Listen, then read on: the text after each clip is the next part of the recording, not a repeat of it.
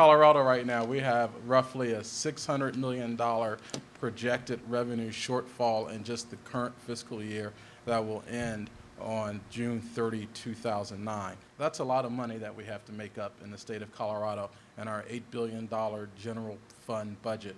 And one of the most significant places that we have to choose from to reduce that is actually our prison system. And we're probably going to close down one of our women's prisons and consolidate all our female prisoners into one spot. Most stories, and particularly sort of at the local level about jails, it's almost all a tremendous amount being spent on jails and building new jails, and it's almost always, well, we have a bunch more inmates, therefore we need more jails. You don't see a whole tight relationship between the crime rate and the imprisonment rate.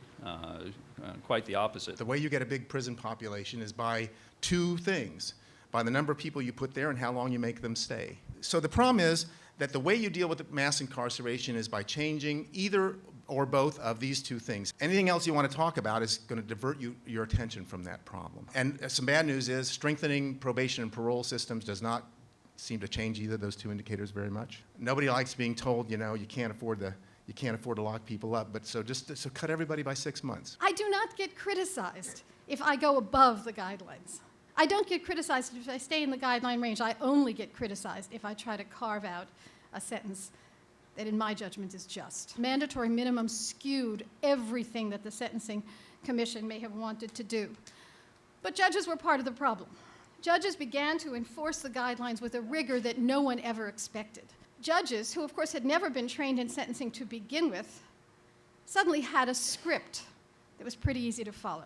It was much easier to give reasons for your sentence. The reason was not about deterrence, rehabilitation, justice. The reason was in the code. And certainly that contributed to the mass incarceration that we're talking about. Whether you know it or not, we've been reinventing our federal criminal justice system